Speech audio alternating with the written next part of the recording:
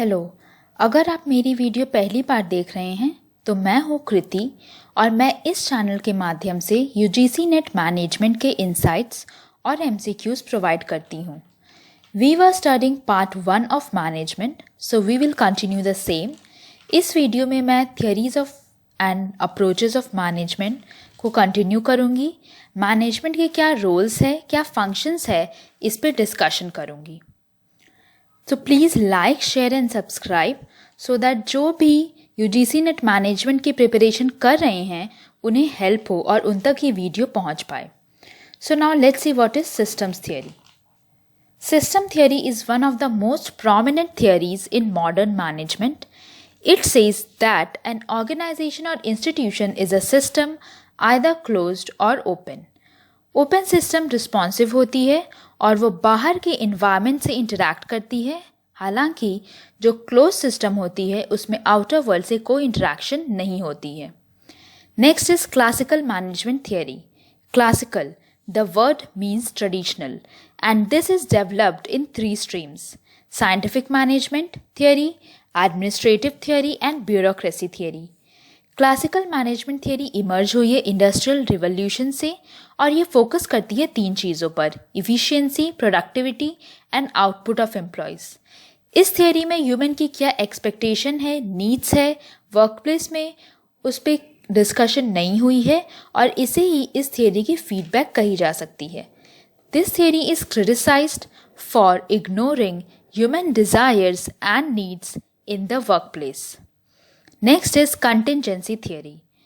This is a modern theory of management and is based on situational approach.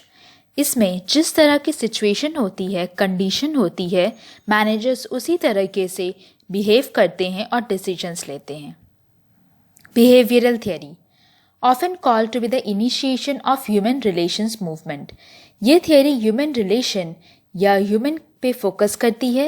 इसमें organisation को social system की तरह recognise किया जाता है। This theory relies on the notion that managers will better understand the human aspects and treat employees as important assets to achieve goals. Next is human relation theory. This is propounded by Elton Mayo. Unlike the scientific management theory, जो focus करती है productivity, efficiency, division of labour और workers पे, ये human relation theory focus करती है motivation पे, conflict और ऑर्गेनाइजेशन में किस तरह की इनफॉर्मल कनेक्शन है उस पे। It viewed human beings not as machine models but as individuals with differing psychological motivations. Next is X and Y theory. Theory X and Y are theories of human work motivation and management. इसे create किया गया है Douglas मैकग्रेगोर ने।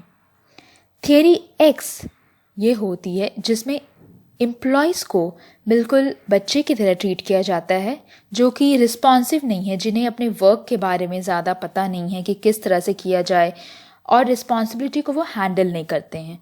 This management style assumes that the typical worker has little ambition, avoids responsibility, and is individual goal-oriented, while Theory Y assume employees are internally motivated. Theory Y ये assume करती है कि जो employees है वो अपने काम से खुश है और वो internally motivated है। Next is the management's role. Mintberg propounded various roles of a manager और ये पब्लिश हुई थी उनकी बुक में जो कि थी Mintberg on Management। इसमें ब्रॉडली उन्होंने 3 रोल्स डिफाइन किया है: interpersonal, decisional and informational. Interpersonal roles में आती है figure head, leader and liaison. Informational roles में आती है spokes person, disseminator, monitor. Decisional roles में आती है negotiator, resource allocator, disturbance handler and entrepreneur. इससे डायरेक्ट क्वेश्चंस आ सकती है।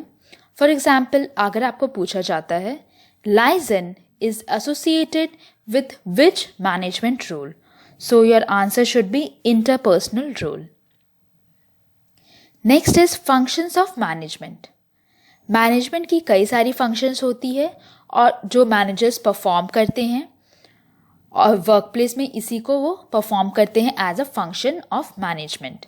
डिफरेंट एक्सपर्ट्स या थिंकर्स ने मैनेजमेंट के फंक्शन को अपने तरीके से क्लासिफाई किया है।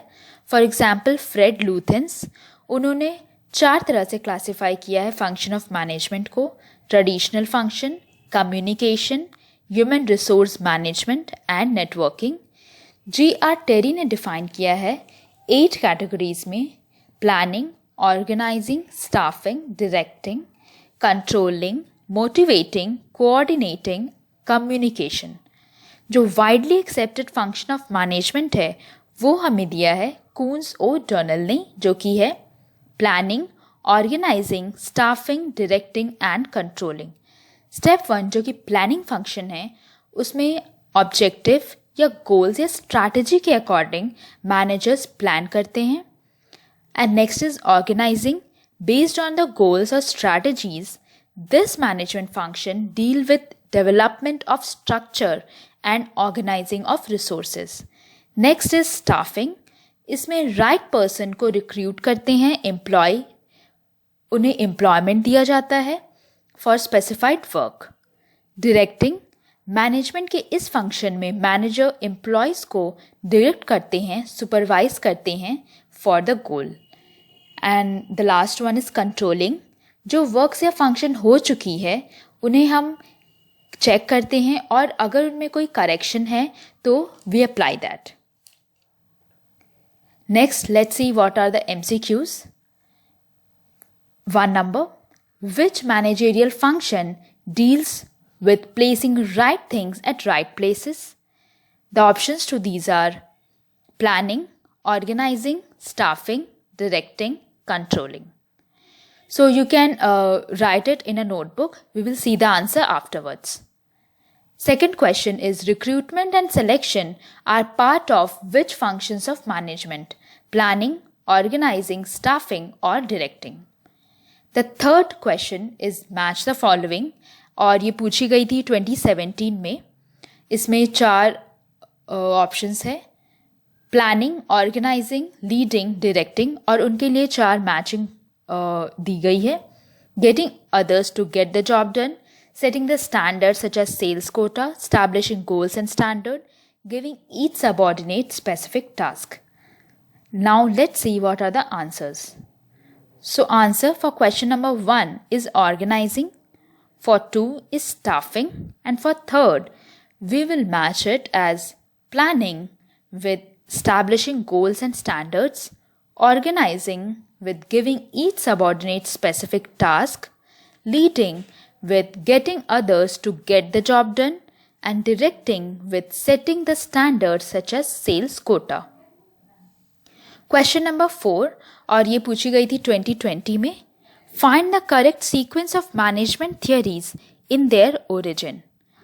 Bertalanffy's systems theory, Elton Mayo theory, Max Weber theory, F.W. Taylor and Henry Fayol. The correct sequence of this would be answer number D, which is D, E, C, B and then A. And the last question, which of the statement about planning is correct? For this, the answer would be option number C, which is planning considers the objectives or goals of an organization. We will continue with the MCQs. मैं अपने next video में decision making और organisation structure से related MCQs लेकर आऊँगी और उस पर इंसाइट्स प्रोवाइड करूँगी.